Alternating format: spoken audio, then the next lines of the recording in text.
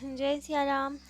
तो आज कथा से पूर्व पहले एक प्रश्न का उत्तर जो पिछली कथा में कमेंट बॉक्स में था कि द्वादश अक्षर मंत्र क्या होता है।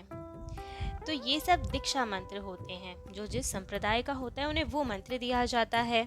द्वादश अक्षर मंत्र होता है वासुदेव मंत्र, नारायण भगवान का मंत्र। तो वो होता है द्वादश अक्षर। वो मंत्र तो नहीं बता सकते, सब मंत्र गोपनीय होते हैं, गुरु द्वारा ही लिए जाते हैं।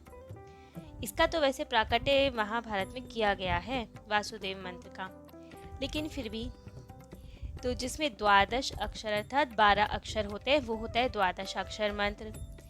राम मंत्र वो होता है, उसे कहते हैं षडाक्षर मंत्र, जिसमें 6 अक्षर होते हैं, वो तारक मंत्र महामंत्र कहलाया जाता है, जो रामानंद संप्रदाय में दिया जाता है।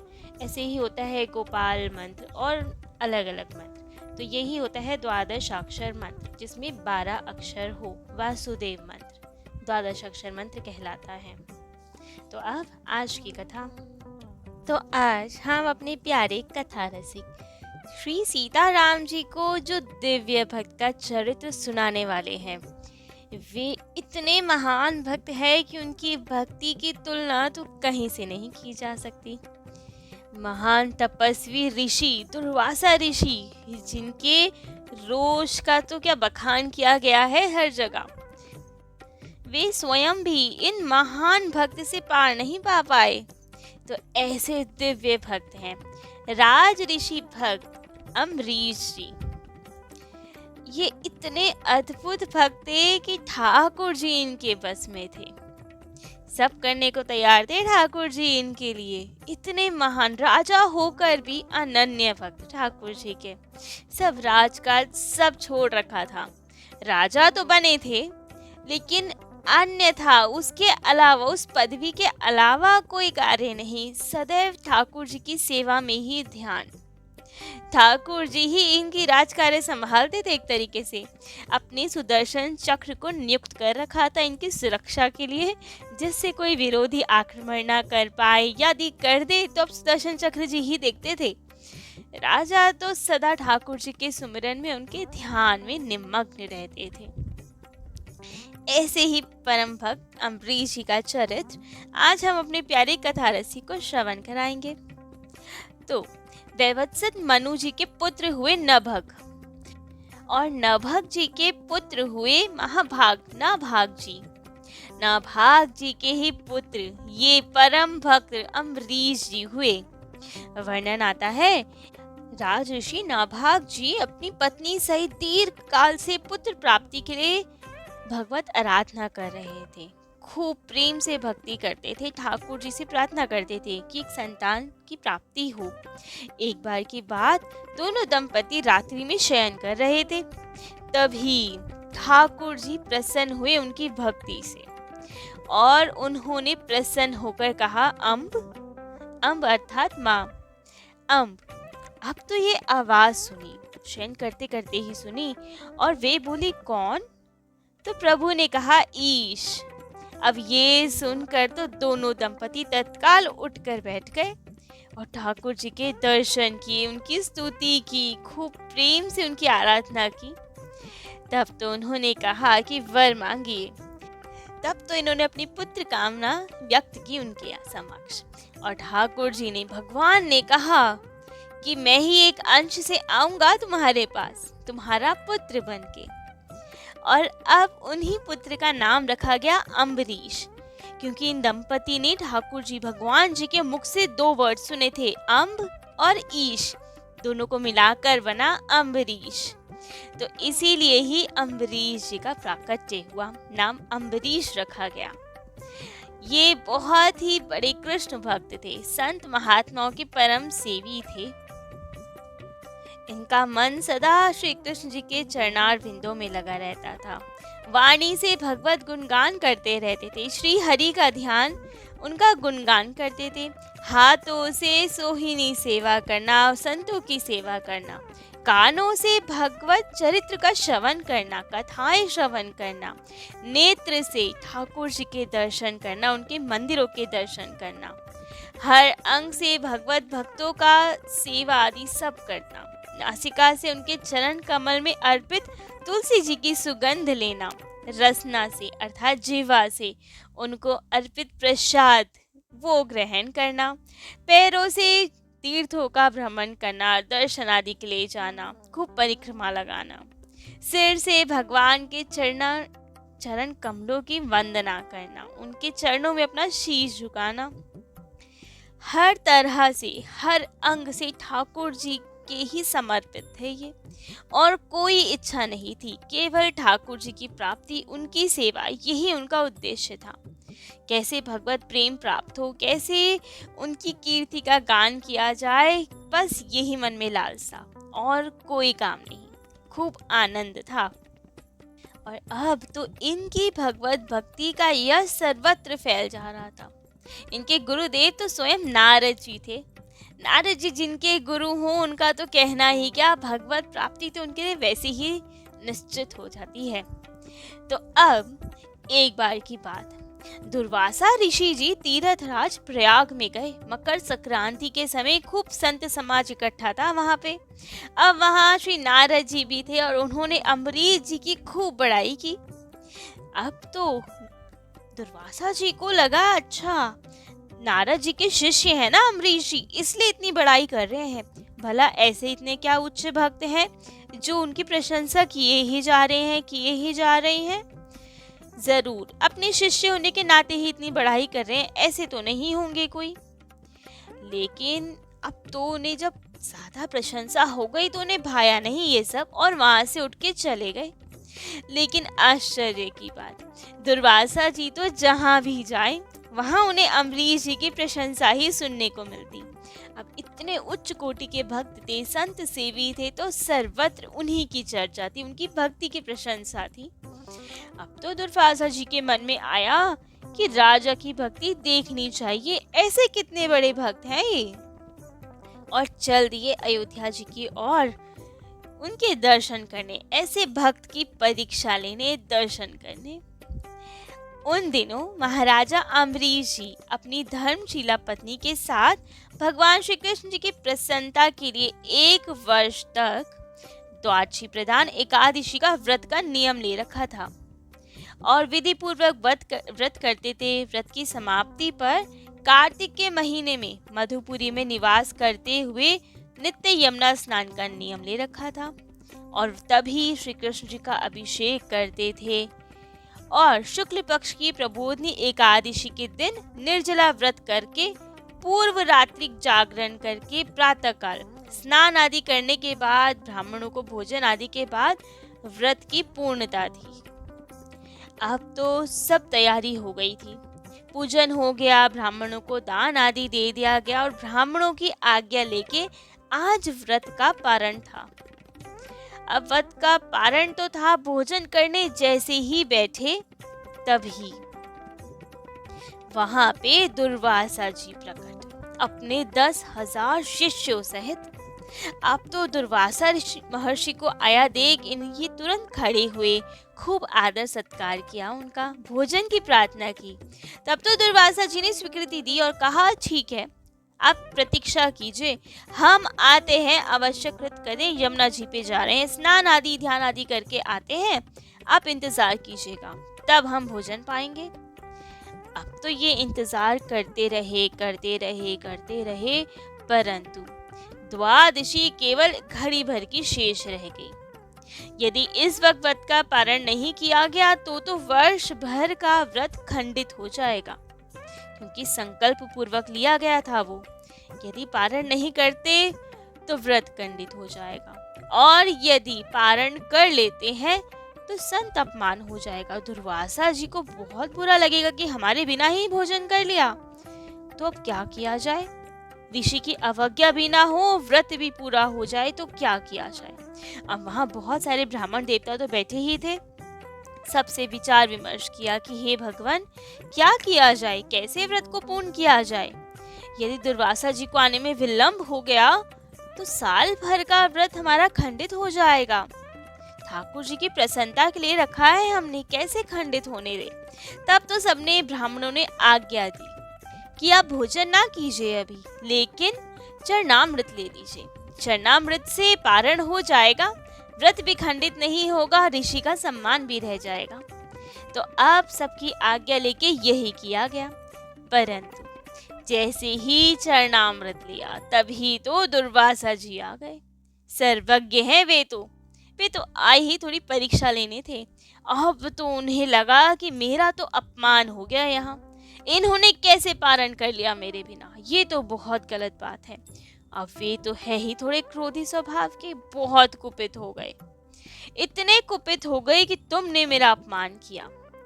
सब ब्राह्मणों ने खूब समझाया उन्हें, नहीं नहीं भगवान, आपका अपमान नहीं हुआ, सब परिस्थिति बताई, लेकिन वे माने ही ना। वे किसी की कथा कहाँ सुनने लगे, उन्हें तो भारी क्रोध। परंतु यहाँ धन्य है अम्बरीश जी महाराज, भक्त हृदय हैं। उनके हृदय में ना जरा सा भी संकोच, ना भय, ना कुछ। अब उन्हें लगा, अरे हमारे कारण एक ऋषि का अपमान हो गया, उन्हें अपमान बोध हो गया, तो गलती तो हमारी ही है, जबकि गलती थी नहीं उनकी, उन्होंने तो आज्ञा लेके किया था। लेकिन उन्हें लगा कि हमारे कारण क्रोध आया, इन्हें लगा कि इनका अपमान हुआ, तो ये भी तो हमसे अपराध बनाए। कुछ नहीं किया, चुपचाप खड़े रहे, दंड भोगने के लिए तैयार रहे कि कोई बात नहीं, जैसे आपका क्रोध शांत हो वो ही कीजिए। और यहाँ दुर्वासा जी का क्रोध तो इतना प्रचंड कि अब दुर्वासा जी ने अपनी जटा उखाड़ी और धरती पे पटकी, जिससे एक कृत्या प्रकट हुई जो कि अम्बरीश जी को मारने के लिए थी। परंतु अम्बरीश जी तो निश्चिंत बिना डर के खड़े थे। अब ठाकुर जी के भक्त भला किससे डरने लगे? उन्हें ना तो चीख पुकार करनी पड़ी, अपनी रक्षा की गुहार करनी पड़ी, ना कुछ। वे निश्चिंत निर्भय होके खड़े रहे कि कोई बात नहीं, जैसे ठाकुर जी की इच्छा वो ही सही। लेकिन सुदर्शन चक्र जी जो सदा उनकी सुरक्षा में रहते थे, उनके पीछे ही खड़े रहते थे। ठाकुर जी, भगवान जी, श्री हरि नारायण ने भेजा था उन्हें कि हमारे भक्त की सदा रक्षा करना। तुम किसी को दिखते नहीं थे, लेकिन तुरंत प्रकट हुए। सुदर्शन चक्र जी से ये नहीं देखा गया कि बताओ, राजा तो निर्दोष है और मुनि ने बेकार में ही क्रोध करके कृत्या प्रकट कर दी। तब तो उन्होंने अपने प्रचंड तेज से कृत्या को ही भस्म कर दिया और अब वे दौड़े दुर्वासा जी के पीछे। दुर्वासा जी तो देख के घबरा गए कि अरे ये सुदर्शन चक्र तो मेरे पीछे पड़ गए। भय के मारे दुर्वासा जी आगे आगे भागे और सुदर्शन चक्र उनके पीछे पीछे। सभी दिशाओं में, सभी लोकों में, सभी लोकपालों के पास, सबके पास गए। लेकिन अब ठाकुर जी के सुदर्शन चक्र से कौन रक्षा करे उनकी? कोई नहीं बचा पाया। चक्र का तो असह्य तेज बढ़ता ही जा रहा था, जले जा रहे थे वे थोड़े थोड़े। बस ये था कि भगवत भक्त तो थे ही, तो भस्म नहीं हुए थे, लेकिन अब तो तेज असहनीय होता जा रहा था। वे ब्रह्मलोक में गए ब्रह्मा जी के पास कि हे ब्रह्मा जी, मेरी रक्षा कीजिए, मैं जला जा रहा हूँ इनसे। ब्रह्मा जी ने रक्षा नहीं की, कहा बहुत बुरी आदत है तुम्हारी भक्तों की परीक्षा लेने की।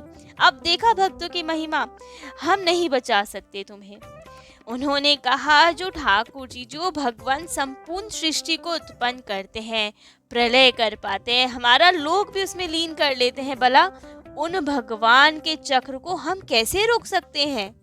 हम नहीं सहायता कर सकते तुम्हारी, जाओ यहाँ से। तब वे भागे भागे शिव जी के पास गए। दुर्वासा ऋषि शिव जी के ही तो अंशा अवतार हैं। तो अब शिव जी ने भी कहा कि जो ठाकुर जी के, उनके भक्त के विरोधी है, उनकी रक्षा तो हम भी नहीं कर सकते। कहा ये चक्र तो उन विश्वेश्वर का शस्त्र है, ये हम लोगों के लिए असह्य है, हम इसे नहीं काट सकते। तुम जाओ उन्हीं की शरण में, वे ही तुम्हारा मंगल कर सकते हैं केवल।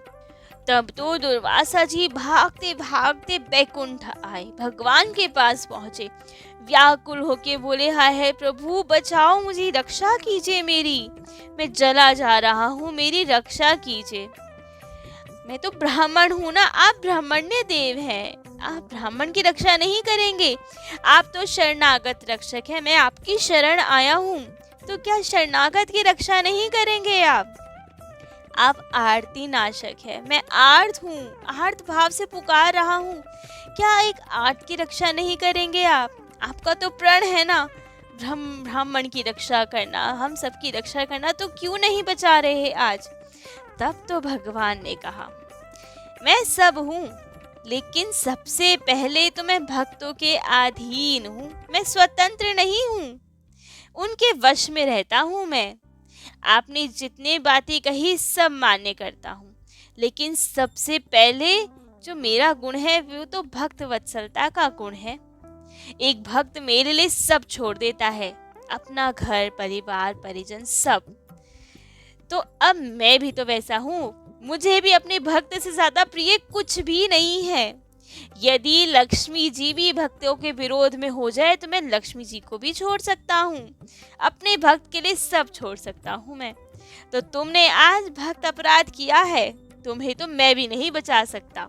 तुम्हें तो बचा सकता है तो केवल मेरा वो भक्त ही बचा सकता है। जैसे कि मानस जी में कहा गया है, सब मम प्रिय सब मम उपजाए, सब ते अधिक मनुज मुहि भाई। तिन में द्विज द्विजवन में श्रुतिधारी, तिन में हूँ निगम धर्म अनुसारी। तिन में प्रिय विरक्त पुनि ज्ञानी, ज्ञान ही ते अति प्रिय वे ज्ञानी। तिन ते पुनि मुहि प्रिय निज दासा, जही गति मोरी न दूसरी आशा। अर्थात भगवान जी कहते हैं सब सब मेरे उपजाए हुए हैं, सब मेरी संतान ही है, लेकिन उन सब में भी मुझे मनुष्य ज्यादा प्यारे हैं। मनुष्य में भी जो ब्राह्मण है श्रुतिधारी है वो ज्यादा प्यारे हैं, उनसे भी ज्यादा प्रिय जो आगम निगम वाले हैं पढ़े लिखे हैं वो, उनसे भी ज्यादा विरक्त लोग, विरक्त में भी जो ज्ञानी है जो मुझे जान पाए हैं वो प्यारे हैं, उनसे भी अधिक विज्ञानी, लेकिन उनसे भी अधिक सबसे अधिक प्यारे तो मुझे मेरे दास हैं, जो दास भाव से मेरा भजन पूजन करते हैं, जिन्हें मुझे छोड़कर कोई है ही नहीं। सब कुछ जिनके लिए मैं ही हूँ, सर्वदा मेरे निर्भर रहते हैं, जो वो मुझे अतिशय प्रिय है। पुनि पुनि भुजा उठाई कहत, हो सकल सभापति आओ। नहीं को प्रिय मुहि दास सम, कपट प्रीति बही जाऊ। दास के समान ठाकुर जी को कोई प्रिय नहीं है। तो अब दुर्वासा जी भक्त तो थे, परंतु उन्हें अपनी तपस्या का थोड़ा तो था, वे तपस्वी मुनि थे। तो तपस्वी तो ठाकुर जी को प्रिय हैं, लेकिन अम्बरीश जी तो प्रेमी भक्त, जिनके लिए ठाकुर जी के अलावा कोई है ही नहीं संसार में। वे कहते हैं ना मुझे तपस्या आती ना कुछ, मैं तो केवल आपका हूँ, जैसे रखो वैसे रहूं। तो अब दुर्वासा जी से भी ज्यादा प्रिय तो अम्बरीश जी हुए ना प्रभु को। तो इसलिए ही उन्होंने कहा कि मैं तो उनके अधीन हूँ, तुम्हें यदि बचना है चक्र से तो अम्बरीश जी की शरण में जाओ, वे चाहे तो तुम्हें बचाएं, हम कुछ नहीं कर सकते इसमें। अब भगवान जी इतने ब्राह्मण्य देव हैं कि भृगु जी ने इनको लात भी मारी हृदय पे, तो भी सम्मान किया उनका, क्योंकि वो ब्राह्मण थे। लेकिन आज जब भक्त और ब्राह्मण में चुनना हुआ कि तपस्वी ऋषि को चुनेंगे कि भक्त को, तब तो भगवान ने किन्हीं की नहीं सुनी। लात हनी भृगु हृदय में, हरि कीन हो सम्मान। अम्बरीश अपराध ते भगवत मूंदे कान। अम्बरीश जी की तो जरा सी भी बुराई नहीं सुन सकते वे। दुर्वासा जी बोलना भी चाहे तो ठाकुर जी ने तो अपने कानों पे हाथ रख लिया कि उनके खिलाफ कुछ नहीं सुनूंगा। तुम उनकी शिकायत ना करो, तुम जाओ और उनसे क्षमा मांगो, उनके चरण पकड़ के क्षमा मांगो तो ये चक्र तुम्हें छोड़ेगा। भगवान ने कहा, दुर्वासा जी मुझे साधु संत अत्यंत प्रिय हैं, क्योंकि उनकी अपार श्रद्धा और प्रीति है मुझ में, परंतु तुमने उन्हीं भक्तों का अपराध कर दिया तो मैं कैसे सहन करूं। वे भक्त मेरे लिए सब छोड़ देते हैं, हर चीज का परित्याग कर देते हैं, तो दिन रात मुझे ही भजते हैं, मुझसे ही तो बातें करते हैं, अपना दुख सुख मुझे ही तो सुनाते हैं वो। उन्हें मुझे छोड़कर कोई प्रयोजन ही नहीं रहता। तो इसीलिए उन संतों का लालन पालन करना मेरा परम काम है, मेरे प्यास और कोई काम नहीं है, मैं सदा उन संतों का ही पालन पोषण करता रहता हूँ। तो इसीलिए तुम्हारा दुख तो अब तभी मिटेगा जब तुम मेरे भक्त के पास जाओगे, उनसे क्षमा याचना करोगे। तो अब तो दुर्वासा जी करते क्या ना करते, जैसे तैसे आए अम्बरीश जी के पास, अपने अभिमान का त्याग करके आए, उनके चरण पकड़ के उनसे क्षमा मांगी। अब वे तो राजा भक्त हृदय, और कैसे सहन हो कि अरे कोई ब्राह्मण तपस्वी ऋषि मेरे चरण पकड़ रहा है। बहुत लज्जित हुए, कोमल वचन से उनका सम्मान किया कि आप ऐसे ना कीजिए। तब तो उन्होंने कहा कि मेरी रक्षा कीजिए सुदर्शन चक्र से, मैं नहीं बच पा रहा हूँ, मैं जल रहा हूँ इसके ताप से। अम्बरीश जी ने प्रार्थना तो की, लेकिन सुदर्शन चक्र जी ठंडे नहीं पड़े। तब तो अम्बरीश जी ने कहा कि हे सुदर्शन चक्र, भक्त तो सदा निष्काम रहते हैं, कभी कोई कामना नहीं की, मैंने भी नहीं की, परंतु आज मैं चाहता हूँ कि इन ब्राह्मण का दुख दूर कर दीजिए आप। मेरे कारण इन्हें बहुत कष्ट हो गया, ये मैं कैसे सहन करूं। तो यदि आप मुझ पे प्रसन्न हैं तो अब शांत हो जाइए। अब तो सब भक्तों को सुख देने वाले सुदर्शन चक्र जी को दया आ गई और उन्होंने अपना तेज छुपा लिया, शांत हो गए। तब जाके थोड़ी राहत मिली दुर्वासा जी को, और तब बस उनके मुख से निकला कि ओह, आज मैंने भगवान के प्रेमी भक्तों का महत्व देखा। राजन, मैंने आपका अपराध किया, फिर भी आपने मेरे लिए मंगल कामना की। जैसे भक्त वत्सल भगवान होते हैं, उससे भी ज्यादा दया में तो उनके प्यारे भक्त होते हैं। कहा, राजन, आपका हृदय तो करुणा भाव से परिपूर्ण है। आपने मेरे ऊपर महान अनुग्रह किया। आपने मेरे अपराधों को सर्वथा भुलाकर मेरी प्राणों की रक्षा की, तो खूब उपकार माना उनका। परंतु वर्णन आता है कि वैसे तो अम्बरीश जी के शरणागत हो गए थे, ये प्राणों की रक्षा भी हो गई थी, लेकिन इनका मन का मर्श नहीं गया था, क्योंकि चक्र ने बहुत देर तक पीछा किया था, तो इनकी पीठ तो बिल्कुल ही झुलस गई थी। तो अब इन्हें थोड़ा तो दुख था कि ये तो गलत हुआ मेरे साथ भी। तब तो ये स्वयं को शांत करने के लिए उत्तराखंड गए। वहाँ खूब तपस्या की ठाकुर जी की। भगवान ने इन्हें दर्शन दिया और कहा, वर मांगो। तो इन्होंने वर ये मांगा कि अम्बरीश जी मुक्त होने के लिए साधन कर रहे हैं ना, तो आज मैं आपसे वरदान मांगता हूँ कि वे मुक्त ना हो पाए, उन्हें 10,000 वर्ष तक यहाँ जन्म लेना पड़े। अब भगवान जी को बड़ा बुरा लगा, बहुत नाराज हुए कि तुमने अभी भी मेरे भक्त का अनिष्ट चाहा, स्वयं ने तपस्या की और वर में ये मांगा। तो ठीक है, अब वर मांगा है तो पूर्ण तो मैं करूंगा, और ये लेकिन अनुचित वर है, तो इसलिए पूर्ण मैं अपने तरीके से करूंगा। तुमने कहा ना मेरा भक्त 10,000 वर्ष तक यहाँ पे जन्म लेता रहे, तो उसके बदले मैं जन्म लूंगा। भक्त का 1000 जन्म मेरा एक जन्म के बराबर है। अतः भगवान ने कहा, अम्बरीश जी के लिए मैं 10 अवतार ग्रहण करूंगा। तो 10,000 बार अम्बरीश जी को आना पड़ता, उसके बदले स्वयं भगवान जी 10 बार धराधाम पर आए। गोस्वामी जी ने इनके लिए लिखा है, जाको नाम लिए छूटत भव जन्म मरण दुख भार, अम्बरीश हित लाग कृपा निधि सोई जन में 10 बार। तो ऐसे महान भक्त हैं अम्बरीश जी, जिनके कारण भगवान जी ने स्वयं धराधाम पे आना स्वीकार किया, लेकिन अपने भक्त को बार बार धराधाम के चक्कर नहीं काटने दिए। अब तो इनकी भक्ति और ज्यादा फैल गई, सब कथाएं, दुर्वासा जी की कथाएं सर्वत्र फैल गई। अब ये सब सुनकर तो मिथिला प्रांत के एक राजा थे राम मोहन जी, उनकी पुत्री जिनका नाम था सुबुद्धने, उनका तो मन इन पे आ गया कि इतना बड़े भगवत भक्त हैं, ऐसे भक्त जो स्वयं भी निर्भय रहते हैं और सबको निर्भय कर देते हैं, क्योंकि भक्त किसी से नहीं डरते, ऐसे ही पति होना चाहिए। तो अपने पिता से कहा कि आप पत्र भेजिए, अब तो मुझे विवाह करना है तो इन्हीं अम्बरीश जी के साथ करना है।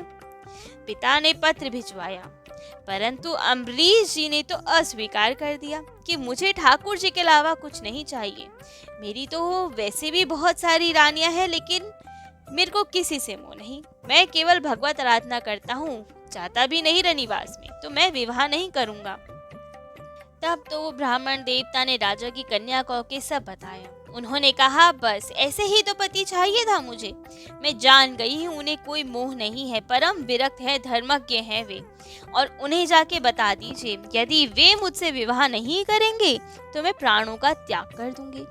और उसका पाप उन्हीं के सर आएगा। अब तो ब्राह्मण ने जाके सब बताया कि वे आपके इन्हीं सब गुणों पे तो रीझी है, और उन्होंने कहा है कि यदि विवाह नहीं करेंगे तो वे प्राणों का त्याग कर देगी। अब तो फिर राजा को हाँ करनी पड़ी। तो अम्बरीश जी ने अपनी एक तलवार भेजी कि इसी के साथ भामरी डलवा के ले आइए, और ऐसे हुआ अम्बरीश जी का विवाह उनके साथ। बहुत सुंदर महल बनवा दिया गया और उन्हें वहां स्थित किया गया, खूब सुख सुविधाएं दे दी गई। अब तो ये जो नई रानी आई थी ये भी भगवत भक्त थी। अम्बरीश जी ठाकुर जी की सारी सेवा स्वयं करते थे अपने हाथों से।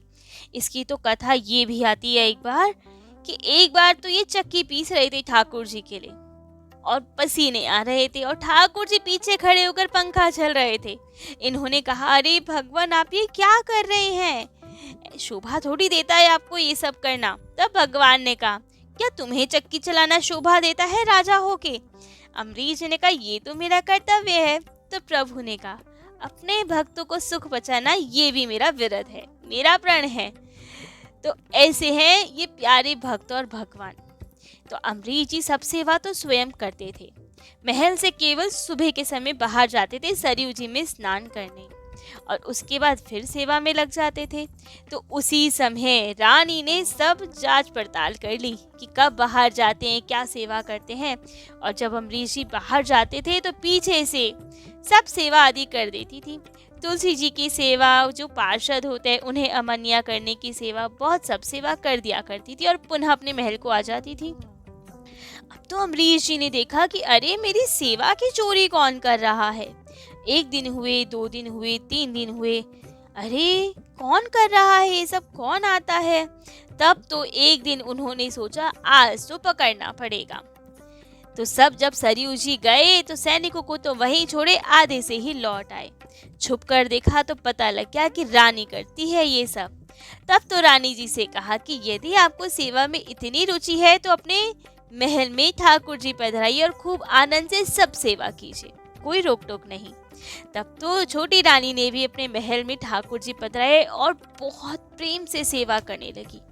धीरे धीरे भक्ति तो इतनी बढ़ गई उनकी कि सर्वत्र उनकी भक्ति का यश छा गया। सबका भोजन प्रसाद अब वही होने लगा। अब तो अयोध्या जी में सबके घर का चूल्हा चक्की चेतना बंद हो गया, सब लोग भोजन प्रसाद वहीं पाते। सबको खूब सत्संग, अलौकिक आनंद, कीर्तन प्राप्त होने लगा रानी के महल में ही। अब तो सबसे ये सुनकर नारद जी भी बड़े प्रसन्न कि अरे वाह, राजा की जो नई रानी आई है वो तो बड़ी भक्ता है। तो एक दिन आए अम्बरीश जी से मिलने के बाद फिर गए रानी से मिलने, और वहां तो उनका खूब सम्मान हुआ, खूब 56 भोग आदि परोसे गए। आकर इन्होंने फिर अम्बरीश जी को सब बताया, खूब प्रशंसा की रानी की भक्ति की। तब तो आज अम्बरीश जी भी व्याकुल ऐसी भक्ता के दर्शन करने को। आज राजा बन के रानी से मिलने नहीं जा रहे थे, वे तो कभी गए ही नहीं थे उनके महल में, लेकिन आज वो भक्ता बन चुकी थी, रानी नहीं थी। तो ऐसी भक्ता के दर्शनों के लिए तो ललायत हो उठे। चुपके से धीरे धीरे गए, सबको, द्वारपालों को भी मना कर दिया कोई जय घोष मत करना वरना कीर्तन में बाधा होगी। चुपके से महल में गए, कीर्तन सुना, इतने प्रेम उन्मत्त हुए कि अंदर चले गए। अब तो रानी ने देखा कि भक्त आए हैं, गुरु तुल्य थे, उनके तो पति भी थे, गुरु तुल्य भी थे, ठाकुर जी के स्वयं अंशा अवतार हैं, सम्मान किया उनका। राजा ने भी खूब प्रेम से कीर्तन किया, और अब तो ये नित्य नियम बन गया। अब तो उन्हें जल्दी होने लगी, हम जल्दी से अपने ठाकुर जी की सेवा संपन्न करें और रानी के महल में जाए, वहाँ कथा कीर्तन सुने, क्या आनंद आता है वहाँ तो। ठाकुर जी भी कहने लगे, अरे भाई इतनी जल्दी जल्दी सेवा कर रहे हो, ज़्यादा जल्दी है तो हमें भी ले चलो वहाँ। ठाकुर जी को भी बेचैनी कि हम भी वहीं चल के कथा कीर्तन सुने। तो ऐसा वातावरण हुआ, रानी की भक्ति, उनकी प्रेम दशा तो अवर्णनीय हो गई।